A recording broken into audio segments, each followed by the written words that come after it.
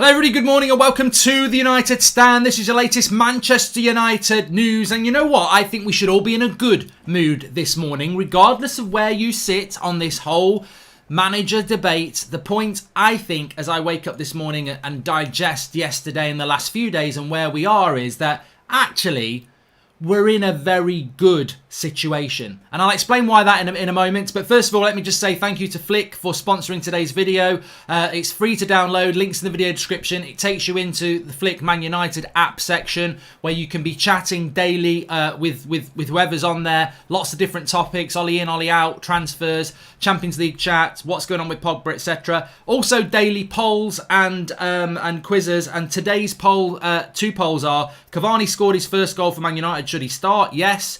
Against weaker teams or only as a sub? I can tell you at the moment, most people are saying he should start against weaker teams. And our other poll is, should Martial be dropped for Cavani? Of which 83% are currently saying no. There's loads of polls on there. Get on it. Link in the video description and enjoy the chat. And look. We're in a good situation. We are in a good situation. And I think that we maybe think we're in a bad situation. And I think Ollie outers are like, I can't believe it, we've missed the chance. Ollie inners are like, yes, this is it. You know, we're going to turn it around this time. And Ollie undecided or confused are like, I don't know what to think. And the reality is, whichever side of the coins you are on, or the cube, because there's a few choices, we're in a good situation. And you know why we're in a good situation? Because as the title says, I think Solskjaer is powerless to stop Pochettino's appointment unless he keeps winning. I think another two bad results in a row, whether it's a loss and a draw or two losses, and he probably will be removed. Because what I take away from this week is that I think Solskjaer more and more is angry with, I mean, every interview he did yesterday, whether it was Sky, BBC, the press conference, every interview he repeats the same anger and frustration that we were set up to fail, we were set up to lose, we wanted to play on, Sunday and we played Saturday lunchtime. And, the reality is he's right. It's been a very demanding period of football, but we did play Thursday, Sunday, and it's not uncommon to play Wednesday, Saturday. He used that to vent a lot of frustration, and a lot of people do that in life. They'll see something to vent their frustration on when actually the real cause is something else, but they can't talk about that. And don't tell me that Ole Gunnar Solskjaer, when he says the board have been very supportive of me, is happily sat there at the moment with what came out on Thursday morning, which is from a source in the club telling a credible outlet in Manchester that we're talking to Pochettino. Solskjaer will be furious about that, and it confirms that we have been talking to Pochettino, and it confirms that Manchester United have been talking to Pochettino, which means that Manchester United are not totally convinced by Solskjaer and are lining up his replacement already, which means that if Solskjaer has another bad run, he's probably gone. So we're in a win-win situation here, and win is very important, because if you want Pochettino and Solskjaer gone, it's probably going to happen. As I said last night, it's probably going to be the long goodbye. For it to not happen, we've got to do something that we really haven't done for the last 7 years, which is go on a very, very long winning streak. Because the great thing about this happening at the start of the season is when Solskjaer first came in, it was December and it went till nearly the end of the season. From lockdown to the end of the season, it was 7-8 games. We are now at the start of the season. We've only played 7-8 games. There's 30 games to go. At any point over the next 30 games, if he has another bad run, he will be removed, I think. I think that's what United are lining up to do. So how does that put us in a bad situation as a fan base waking up this morning? I think it puts us in a very good situation, because if Solskjaer takes us on a 30-game run, we're going to be in the top 4. We might even be better than that. We might even win a trophy. Yabba dabba do. If he doesn't do that, then he'll be removed and people will get what they want if they want Pochettino anyway. So I actually think this morning we're in a really good situation, because I don't like the way the club have handled it. I don't like the fact that Solskjaer's being forced out of the job, publicly. I think it's a disgrace. But what I do like is that actually, there's always a positive in a lot of things, and a positive of this is the scrutiny it's put on the players and the manager means that they've got no room for error now. There's no room for complacency. We've almost had that, and Ollie thinks it's unfair, and some people think it's unfair as well. But we've almost had that moment at the end of this week where it's like, get him out of the job, sack him. If he loses to Everton, sack him. And once that's started, it never reverses. It's not like the next time we lose, if we lose to City or we lose to PSG, everyone's going to go, well, I can't really be bothered to talk about Poch or the Everton, again. It'll be straight back. It's going to be straight back because there are a lot of fans out there, as you know, who aren't going to let this go anyway. They think he should be sacked today, which is not going to happen. So I think we're in a good situation. If Manchester United is what success is what you want and crave, and surely that's what we want, then this situation, I don't think it's a nice one for Ollie, and it's probably a frustrating one for Pochettino. But for us as the fans, I think we're in a position where let's just sit back and watch what's going to happen. Because, as I said, if he doesn't keep winning, he's going to lose his job. If he loses a game or draws a game or we perform badly, he's going to lose his job. If he keeps winning, well, we benefit anyway. So I'm quite relaxed about it this morning. I hope we can keep winning. I think disruption is never, my issue is if a new manager comes in, he goes, I don't like him, I need this, and other teams prosper. Hi Mark, love your content. If Thiago hadn't come to Liverpool and had instead gone to United, do you think Ollie would have treated him the same way as Van der Beek, says Cameron Heaton? You know what, the Donny Van der Beek thing is almost a show in itself, but I've spoken to people as well, but I have a theory on this that I just don't think he wanted Donny Van der Beek. I mean, it's the only explanation I can think of. I was in the shower this morning rubbing in my Radox, and I thought, you know what? I was thinking about Donny Van der Beek. Not that way, just in a footballing way. That's what I often do in the shower. And I was like, he can't like this player. I was searching for a reason to see why. And the only reason I can think of is that he thinks that Fred, McTominay, Juan Mata are better than Donny Van der Beek. And it's not like he hasn't given him a chance. He played very well against Newcastle for half an hour and he was superb on Wednesday night. He takes him off after an hour and doesn't give him a minute in the next game. He just doesn't like the player. He doesn't like the player. He's never going to say that publicly, but he doesn't like the player. The disrespect and misuse of Donny Van der Beek is shocking. And look, most people yesterday, apart from Ricky, said Mata was poor. And yet Mata stayed on until the 75th minute or something like that. I think Donny Van der Beek is made for that role. I think he would play right attacking midfielder perfectly because you can't drop Bruno. You've got to play... The issue is he's got to get Van der Beek and Bruno in the same team, and I think that system works better for that. But look, maybe Van der Beek will get into the team at some point in the future, but it will never excuse why he's not been in the team in the past, in my opinion. But just bringing it back to Solskjaer and Pochettino for a moment, I think that what I would say about this, and look, we won yesterday. And it's not been a great start to the season. And as I said, I wouldn't start getting overly stressed. My loyalty is with Manchester United fans because I think the way we're treated by the club has never been that great over the last few years. And I think the manager and the players have their own agendas, which is fine. So when it comes to fan opinion, especially the United stand community, I look at it and I'm like, look, I don't want people to be stressing out and getting fed up. And I actually do think this morning it's a situation where no matter what you think, it's a good situation. Personally, I don't think this is good, but personally, I think it's the long goodbye. I don't think we're capable of going on a 30-game brilliant run of wins. We will lose games. Factually, we've got to go to Stamford Bridge. We've got to go to Spurs. We've got to go to Arsenal. We've not played Liverpool yet. We've not played Man City yet. There's 7 or 8 tough games just by playing tough teams. If he doesn't win half of those, I think he's gone. So, look, if you want Pochettino in or a different manager, I think eventually Ollie will fall on his sword, which the club have laid out for him.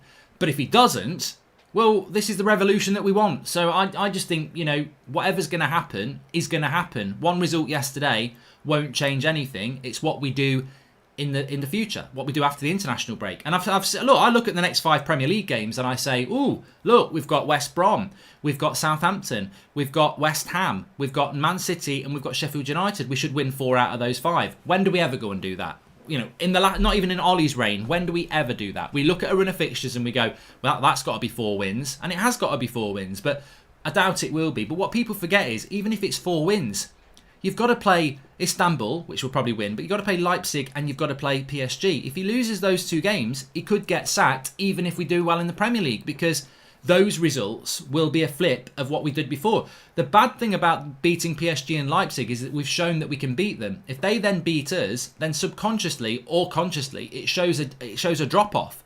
So it's not just the Premier League over the next 5 games, it's the PSG and the Leipzig games. And if he loses both of those, they could be more impactful than losing in the Premier League. So there's lots and lots of of exciting football to come, and there's lots and lots of opportunities for success or failure. And whichever you want, what outcome you want, I think everything's on the table at the moment, and that's good. That's good. That is a good thing.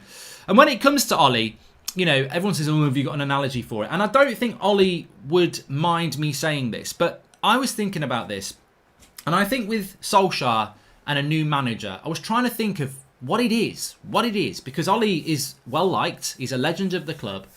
Why is it so many United fans have turned their back on Solskjaer? Even though we won yesterday, they're still, yeah, but you know what? His team selection's not good. It could have easily been 2-2. And I watched Match of the Day. Obviously, we watched the game live together, but I knew it. But when I watched it back again last night on Match of the Day, Everton literally put a cross right across the face of the 6-yard box. Doucouré miskicks it, and we go up the other end and score. That is fine margins that Ollie's talking about. Because if Doucouré, he's he had a shot from the edge of the box about 2 minutes before that he ballooned over. This is why I never wanted Doucouré at Man United. I don't think he's a top 6 midfielder. But if he connects with that cross at the end, it's probably going in at that how close it is and how centre he is. That's probably in. That's 2-2. And this morning, everyone's like, Ollie out, get Poch in. It's fine margins. We go up the end, 2-2 becomes 3-1. So, look, yesterday's performance was very tired in the second half, probably for the reasons Ollie said. But, it wasn't Leipzig. It wasn't PSG. It wasn't that sort of a tactical masterclass. It's what we've done before. So, look, everything's on the table. But, look, as I was thinking about it, what is the difference between sticking with Solskjaer or going with a new manager? And I think that it's a little bit like this. I think with Solskjaer, it's like a Formula 1 race, right? And the race starts and everyone's in their Formula 1 car, and Ole Gunnar Solskjaer's at the wheel of a Renault Espace, which is basically a family saloon. It's not going to win a Formula 1 race. The race starts, he whacks on the best of Coldplay, and he's passing round the wine gums. It's safe, it's fun, and it's enjoyable. And you're going to get to the finish line, but you're not going to win the race. You're just going to drive round, beating out a little bit of clocks from Coldplay and, chewing on your wine gums, having a bit of a chat about the good old days and taking it steady. But it's an enjoyable ride and you're with your mates. Now, another manager, maybe a Pochettino, maybe a Klopp, maybe a Pep, they're sat on their own in a very fast Formula 1 car and they are busting a gut to win the race. And I think that's the difference between where we are with Ole Gunnar Solskjaer at the wheel and another manager. Many fans like Ole Gunnar Solskjaer. They like the wine gums. They like the best of Coldplay. And look, the Renault Espace is a very nice drive family saloon. But it's never going to win us the race. And we can stay in that car, chewing on our wine gums, listening to a bit of Chris Martin for as long as we like, but it won't win us the race. And I think yesterday was a part of that race where it was enjoyable. Maybe it was Fix You. We were listening to that, and and maybe we were chewing on a red wine gum, and maybe Ollie was telling a really good story about the good old days. But at some point, you're going to get a song you don't like by Coldplay. You're going to get the green wine gum, and you're going to get Ollie tired of Ollie's stories. And we will get to the finish line, but we won't win the race. And I think some people want to change because that's what they think of Ollie. They don't dislike him. They don't think he's not going to get us to the finish line. And they don't think that he's totally useless, but they don't think he's quick enough or clinical enough or focused enough or experienced enough to win as a race. And at Manchester United, it's about winning that Formula 1 race. It's not about a nice drive round the circuit, chewing wine gums, listening to Coldplay. And I think with Ollie, that is weird because I think with Mourinho and Van Gaal and Moyes, it was very easy to go in on them and go, this is rubbish, you're driving a go-kart. But with Ollie, it's like, well, it's very familiar, it's very likeable. But ultimately, is it going to win us the race? And I think the evidence over the last 2 years is that it won't do. But maybe it will. But look, maybe he's got a button in his car like James Bond where it goes from a Renault Espace family saloon into a pimped up Formula 1 racing car and he wins the race. I don't think that's going to happen personally. I think, it's almost like a victory lap. It's going to be a long goodbye. But the challenge is that, if Ollie heard that story, which I'm sure he won't, I wouldn't take that as an insult, Ollie. And I'd take it as a motivation because I think that is the perception of you. Very nice guy, has some good ideas, but isn't ruthless enough to get anywhere near winning a race. Which has been proved with 3 semi-finals last year, which has been proved by third place. At times it's good, But as I've said many a time, I don't mind Man United playing badly and winning 9 games out of 10 rather than playing well for 5 and losing 5. You know, because you win 4 more games. You win 9 out of 10 instead of 5 out of 10. You know, you've got to win. You've got to win. And yesterday was a good result because actually that result against Everton yesterday could be a result in a Premier League winning season. You know, that could be Liverpool or Man City going to Everton, not playing particularly well, but deserving a 2-1 win. You know, winning, you don't always have to win. You don't always have to win and, beat everyone 4-0, but you've got to do it consistently. So I've got no problem with what we did yesterday. Yeah, I didn't think we played as well as some people think, but we definitely just about did deserve to win it. And in a context of a 38-game season, that's good. But consistently, we can't do that. And I think that is the failing of Ollie, in my opinion. Poch has won nothing. What makes him qualified for this job? Why not wait until Pep leaves Man City and get him instead, says Dull. Well, that's never going to happen. You started off quite well. Look, I don't, if we get Pochettino, I still think we'll be here in 2 years. I don't think that he will be the man. I don't think there's a massive guarantee that he's going to be the man. That doesn't mean we shouldn't change the man that we've got at the moment, by the way. But I actually think the Poch obsession from a lot of people is a bit like the new toy at Christmas. You know, they actually aren't aware that after 2 months of playing with your new toy, you might go back to wanting the one you had before. But that's life, isn't it? Give Ole Gunnar Solskjaer correct tools for the job. Shift the deadwood, including Pogba, and provide a right winger, a centre back, and a CDM in January or summer. Currently, like giving a plumber a wood sauce, as Jay Rosell. And my theory of Donny van der Beek: Ole pushed so hard for Grealish for the reason he was already proven. This period of integration for Donny is Ole's way of proving a point to the board, says Martin Liu. Yeah, but the thing is, anybody who ever says Ollie's proving a point by not playing Donny van der Beek, what point is he proving? Because Ed Woodward and the Glazers will still be here, and Ollie won't. So it's absolutely stupid to try and prove a point against Man United's Boyd, because the point will be proven that you'll be sacked. That doesn't make any sense. If he is being that stubborn, it's childish, and ultimately it's going to cost him. Going back to giving Ollie the tools, I would disagree with that one. I would. I mean, obviously he didn't get the centre-back he deserved, but there's no excuse to keep picking Lindelof and Maguire when you've got Twan Sebi. There's no excuse to keep picking Juan Mata when you've got Donny van der Beek. You've got you've got Paul Pogba who could play. And I personally don't understand why Matic isn't playing with Fred or McTominay, because Fred and McTominay work well, but Matic is better than both of them. So I personally think Matic and Fred is the best two that we've got, but this obsession with McTominay and Fred, I don't agree with. And I think I'll be proved right on that, even though they won yesterday. They didn't do particularly well against Arsenal. In fact, they were shit. So, consistency is what we're looking for. I think too many people, like Harry Maguire had a very good game yesterday. Oh, Harry Maguire's back, according to Gary Lineker in Co-on Match of the Day. Well, hold on a minute, Gary. Can we look at the last 8 games before that? Because surely consistency is what we're all craving here. And I think the problem is that everybody gets sensationalist. There's one good game between a centre midfield pairing, or there's one good game by a centre back, and they're back. And I would just say, well, actually, I don't really like that sensationalist, momentist crap. I look at the start to the season, I look beyond that, and there's been a consistency of underperforming from those particular players. Consistency is what we crave. And this is why I'm in a good mood this morning, because we're going to get consistency. Or we're not. And if we don't, then change is obviously going to happen because the club are planning it. And if we do get consistency, well, look, we're all the winner because United start winning games. And I think we're in a good situation this morning. I really, really do. Is that not what you did with Shaw, says Mazamuf? What, Luke Shaw? But Luke Shaw has been consistently very good for Manchester United since January. He hasn't got the assists, although, ironically, he's just gone and got 2 in 2 games. But defensively, Luke Shaw has been probably our most consistent defender since January. And that's a fact. Like, he hasn't really had a bad game in 8 months. So, no, that's not what I'm like with Luke Shaw, because and the great thing about Luke Shaw is, when we bought Telles, a lot of people were like, oh, Goldbridge is going to go in a right mood now because Luke Shaw won't be picked. What did I say? I said we need 2 left backs. And we definitely need 2 left backs because Luke Shaw's been brilliant the last few weeks and he's now going to be out for a few weeks. Well, this is where Telles takes his chance. So having 2 good players in each position is brilliant. Now, where Ollie has been let down is he doesn't have any depth at centre-back. You only play with 1 left-back and we've got 2. We've got, you play with 2 centre-backs. We've barely got 3. So we are massively, massively weak at the centre-back position. And the club did let him down there. Solskjaer is equally responsible for the injuries, just as the schedule. If players like Cavani, Van der Beek, Twansebi won't be selected, they won't improve game sharpness. Blaming only schedule is a hypocrisy, says Pranay.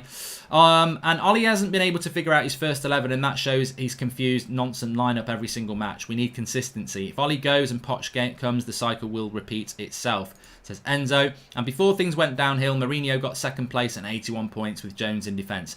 A tactically superior manager will produce better results. Facts as well, Zeno.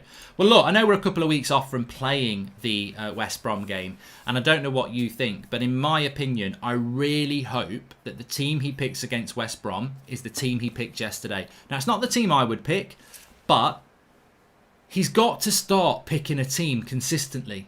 He can't keep chopping and changing. I still look back to a week ago when we'd beaten Leipzig with the diamond, and the diamond was Matic holding it, Fred box-to-box right, I think it was Pogba box-to-box left, and Bruno. Arsenal, the very next game, he puts McTominay box-to-box right and puts Fred holding midfielder and drops Matic. That was stunningly stupid, because you move Fred from the position where he does well, you drop Matic when he played well, and you shouldn't change a winning team. Basically, you can never go far wrong in football or any coaching if you don't change a winning team. Whether you're managing under 10s or Barcelona, try your best not to change a winning team. And also, if you are going to change a winning team, don't move people from different positions in the same system. And Ollie's done that too much. So I hope against West Brom, because look, we should beat West Brom easy. It's easy to beat West Brom. That can only be a banana skin. He's got to win that game. It's 3 points in the bank, and we come back after the international break. We've got to get 3 points. And we've not won at home this season yet. So it's a perfect game. Pick the team. It's an opportunity for you to put that team out and go, look, told you so, I was right. And even though I don't agree with some of the players that he picked yesterday, he's got to pick that team against West Brom. If he's craving consistency, he's got to be consistent. Simple as that. Rotating the players is fine, but changing the formations or roles is not, says Doobie Guy. Chevalier Noir, I don't even know what you're talking about. Maybe if you actually ask the question instead of just stating stupid things, because we've actually spent the last 20 minutes covering both sides of the argument and everything in between. So I don't know what you're on about, mate. Joa says players should seriously be able to play in different roles and positions. Look at City. Absurd accusations of a manager. Any manager in Premier League would do better than Solskjaer, says Gavin Parton. And yesterday's team replaced Mata with Van der Beek, says KS093. I would love to see that. And I think that the sad thing about yesterday is I thought Mata played badly. He never tracked Digne because he isn't quick enough to do it. Van der Beek has got the legs to do that. And I think Van der Beek in that team makes that team from yesterday even better than it was. And let's not forget, Martial and Rashford had an off day and we still won. So I think that there is legs in that team, but he's got to be consistent with it. As for Pogba, I didn't want to talk about Pogba, but let me just say this. We're going to have a very interesting week. Or couple of weeks, because what happens on the international break? Paul Pogba gets interviewed. Paul Pogba will be asked about transfers and why he's not playing for Manchester United. Now, if Paul Pogba opens his gob in any negative way, then that just, further distances his chances of getting into the United team for me. So I expect to see a positive pro-United Paul Pogba comments over the next 2 weeks. But also, Donny van der Beek is away as well, and I'm sure Donny van der Beek will be asked stuff. International break is going to be very interesting. Bruno's probably going to get asked stuff as well. I don't expect there to be negative stuff, but there could be. There could be one or two things. And I think longer term, Ollie has got problems coming. Because if you think about it like this, the team he picked yesterday, right? More interesting, look at the bench. Look at who didn't play. Mason Greenwood, all right, he was ill. But where is Mason Greenwood in the lineup at the moment when it comes to that team? I don't think you can trust him to play off the right-hand side because the right-hand side player's got to help Wan-Bissaka and Greenwood's an attacker. Is he going to get on the pitch ahead of Cavani up front now? Probably not. So where's Greenwood's game time coming from? Paul Pogba's one of our most expensive and high-profile players. Where's his game time going to come? Donny van der Beek's our only real significant signing. Where's his game going to come? Matic is still at the club. Where's his game time going to come? However Ollie wants to do it, we play so much football, he can't just keep picking that team from yesterday. He's got to give 4 or 5 good players game time and give them a chance. And then when they play well, will he put them back in the first team and allow them to be inconsistent again? Or will they find consistency and force some of the players from yesterday out? So it's got very interesting problems to solve. I felt that yesterday, in isolation, it's almost like yesterday's result, Ollie would be better off going, "Da-da, I did it, I'm off," and leave it and say, "Look, that's my legacy." Because ultimately, he's going to have to come back and still solve a lot of problems. There are hard games to come. There's still 30 games left in the Premier League. There's 2 tough Champions League games. He's got a bench that is talent-wise better than his starters yesterday, and he's got loads of games. So he can't. It's not like people say just bench Paul Pogba and sell him. That's not going to happen. He might try to keep benching him, but he's going to have to use him at some point. And if Pogba starts playing well, he's then going to get demanded to pick Pogba. And then if Pogba goes back in the team because he's played well, but then has an inconsistent game, that could cost you a result and could cost you a job. You know what I mean? You might not be getting what I'm getting in my head, but what I'm trying to say is there's big problems ahead because he can't just stick with that team yesterday. Even if it keeps winning, you're going to get injuries, you're going to get tiredness. There's too many games. So what I'm saying is, imagine against Istanbul, he plays Paul Pogba. Paul Pogba gets 2 goals and an assist and plays brilliant. The media and the fans are like, oh, he's got to start away to Southampton. So he starts him away to Southampton. Pogba has a bad game. We lose the game. Ollie loses his job. But then if he drops him against Southampton and he brings back Mata or whoever and we draw, people will be saying, sack him. He should have played Pogba. He's got big problems ahead. Regardless of yesterday's result, he has got big problems to manage. It's a very, very difficult job. And that's why I go back to what I said at the start of the video. I don't really understand why people are in a negative, stressful mood. You've just got to be patient. Whichever side of the coin you want, or in between, be patient. Because we're either going to go on a fantastic run and everything's going to get solved, in which case United win, and that's a good thing. Or he's going to struggle again, with inconsistency and team selections. And then, as we know, the club have got Pochettino lined up, and that will happen. So it's just about patience, really. It is just about patience. And as I said, and as I was told on Wednesday or Thursday morning, even if we'd lost to Everton yesterday, I think the story ran away with itself. I don't think we were ever appointing Pochettino today or next week. Even if we'd lost to Everton, I was told it would be too soon to sack him. Not that they're not thinking about it, not that they haven't discussed it with Pochettino, but it wouldn't have happened this international break. They're more looking at he's on the road to being sacked if he'd lost to Everton, and he still is on that road. They still have options. You don't talk, as Ricky said, you don't talk to another manager unless you're looking to bring that manager in, because it's otherwise it's just flirting. Donny might be Pogba's replacement longer term, says Andrew Nijad. Well, it doesn't matter at the moment, they're both on the bench. Bruno proved your point yesterday, despite people saying he should be dropped due to a few bad matches and highlighting how many times he loses the ball, says Salah Ahmed.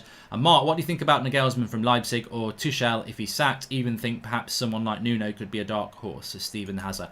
I think the longer Ollie stays in the job, the more likely other managers become a possibility, because Pochettino's available. I'm telling you what, between now and Christmas, a big job will become available. Whether it's PSG or somebody else, a big job will become available.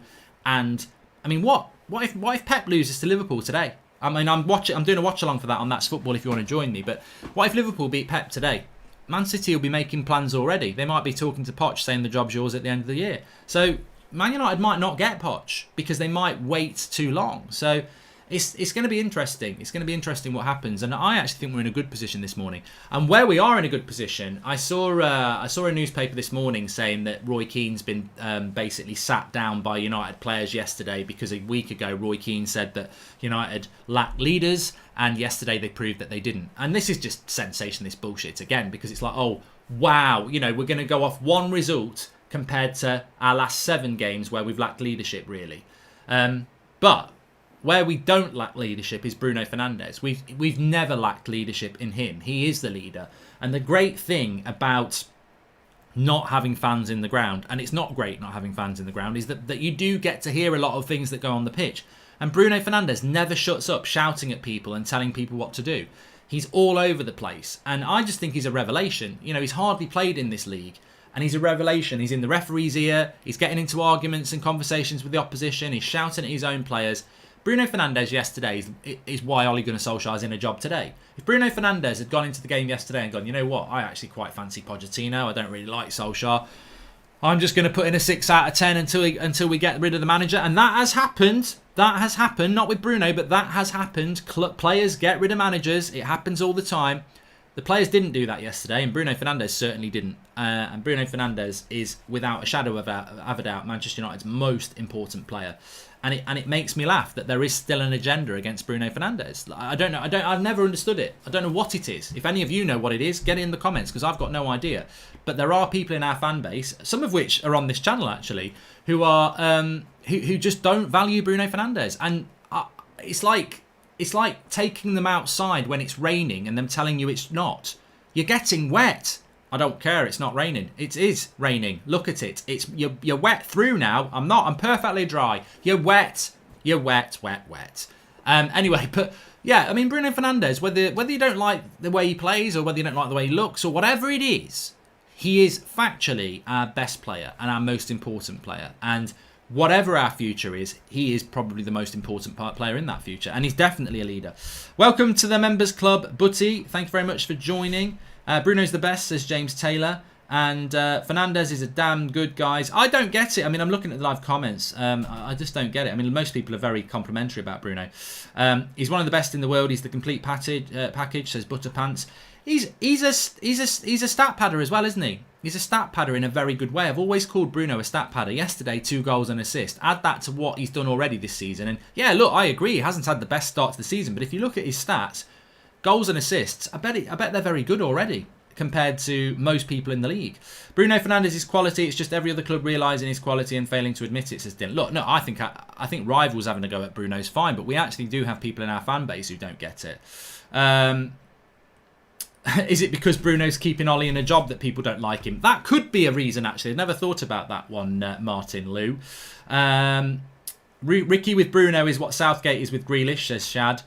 And, well, no, to be fair, Ricky did say that Bruno was good yesterday. But then again, he would drop him for Donny. Doobie Guy, Bruno provides a lot, but he ain't perfect. That is my only problem with him. It feels often that Mark loves him and overrates him. It just rubs on me, says Doobie Guy. You know what it is? You know why I ignore everybody who says Bruno gave the ball away 30 times?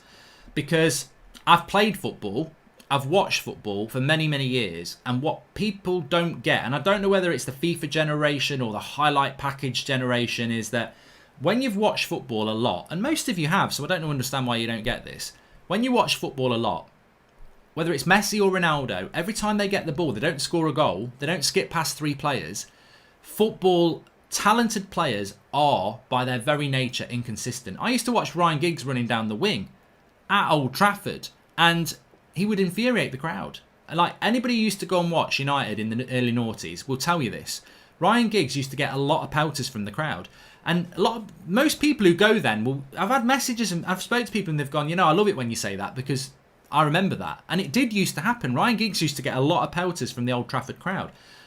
Not because they didn't like him, but because he'd try and take somebody on and lose the ball maybe 30% of the time. But 70% of the time he'd get past. I mean, in fact, maybe 50-50. And this is what you were brought up on as a United fan and probably the same at other clubs.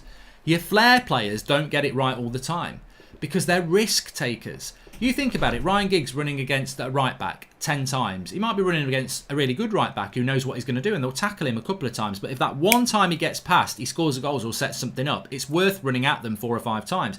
And that's what Bruno Fernandes does. Like Fred and McTominay and Matic and Mata, they might play little 5-yard sideways passes and have really high pass success rates.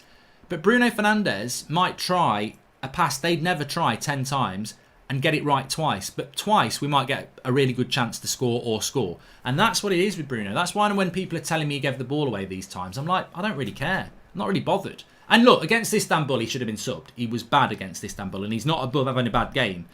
But I've seen so many flair players in my life and so many of them will get a lot of things wrong because they're taking risks. Ronaldo was the same. Bruno Fernandes is a risk taker. And those risks got us to 3rd place last season. And those risks won us the game yesterday. He will give the ball away, but he'll try passes most of our players couldn't dream of doing. And that's the brilliance of Bruno Fernandes. And I wouldn't drop him or swap him for anybody at the moment because that is what you need. You need your safe players, you need your Matic, you need your Fred, but you need your Bruno. it's the fire starter. It's the spark. It's the Cantona. It's what Cantona did to United in the early 90s. He made everything better, and he was the spark. And that's what Bruno is. On a lower level, because Cantona took us to titles. Hopefully Bruno will do that one day. But he is the fire starter. He's there to do that. And he will give the ball away. Of course he will give the ball away. I don't know why people expect Bruno Fernandes to have a 90% pass completion rate. He's never going to have that. This is why I don't like stats, because there was somebody yesterday saying, oh, McTominay, 90-something% pass completion rate. Most of them are sideways and backwards. Now, a couple of times yesterday, he played 2 fantastically long passes. He needs to do that more. But his pass completion rate is going to come down.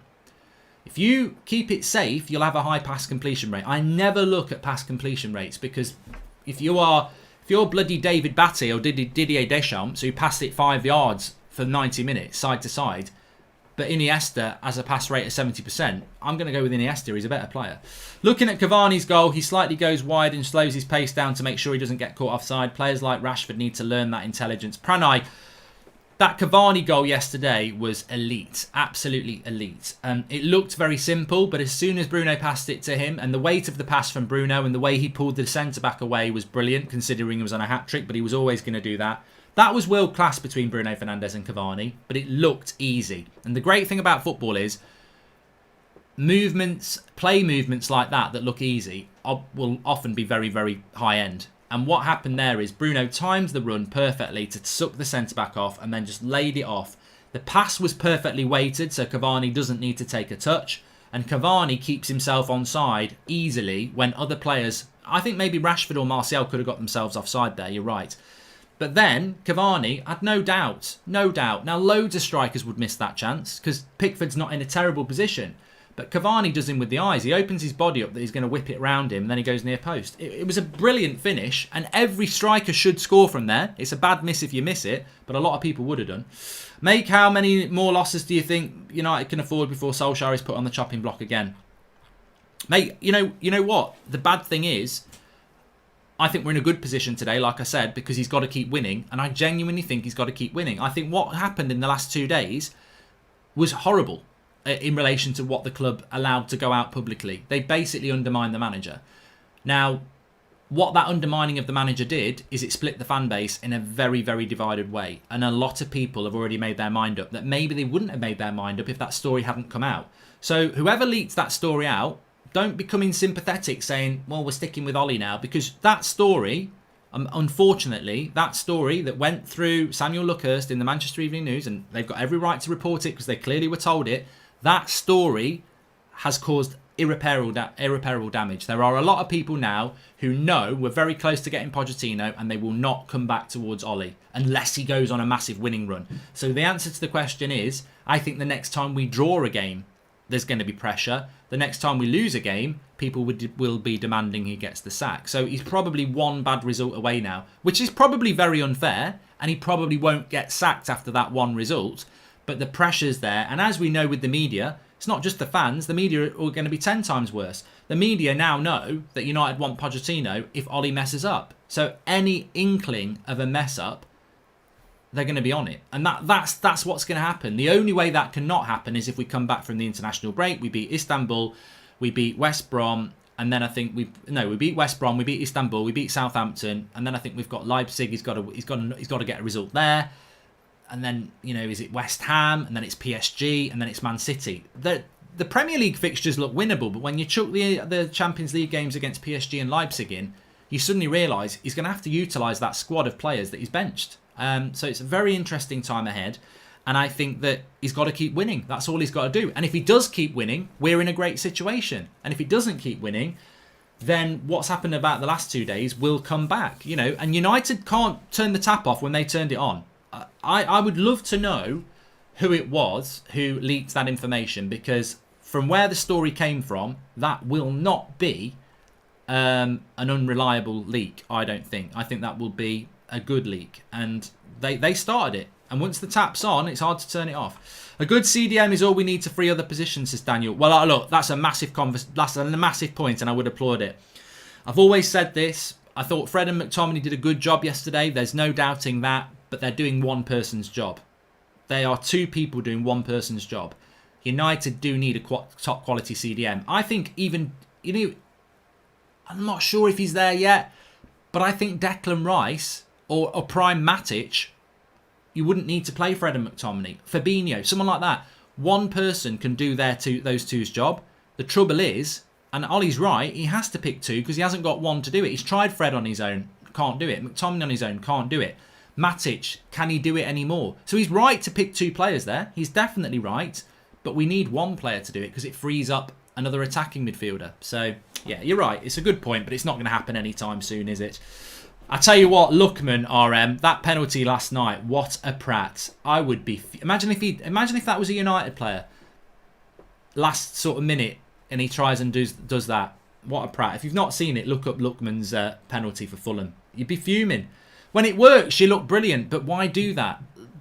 It's like Bruno Fernandes when he had that one against Brighton, last kick of the game, to win it. Imagine if he'd ran up and tried to do that little dink and he'd missed. If it works, arrogant, brilliant. But for me, put the fucking ball in the back of the net. And if the keeper makes a great save, he makes a great save. But if you dink it like that, you look a prat. You look an absolute prat. And he did look a prat. Anyway, look, we're back again at 8 o'clock tonight. We've got Ricky, Sophie and Kev on the show. So smash a like on the video. Make sure you subscribe if you're new. We're on that road to 1 million now. Bloody hell. But do download the Flick app. Links in the video description. There's a couple of polls on there about Cavani, which I think will be interesting. And all the chat is going to go on there as well. The Flick app, link in the video description. It's free to download. Basically, just people, lots of little WhatsApp chats, lots of little groups and chats going on about Man United and Ollie and etc. There's a few quizzes on there, polls as well. Just another expansion of the United Stand community. So get involved. It's free to get involved. Links in the video description. And we are giving away a Manchester United shirt. Winner will be announced tomorrow. And that will be one of our Flick app users as well. So links in the video description. I'll speak to you all in a bit. If you want to join me for Liverpool Man City at 4:30 this afternoon, I'm going to be live doing a watch along on That's Football. Otherwise, 8 o'clock here tonight. Speak to you all in a bit. Have a good day.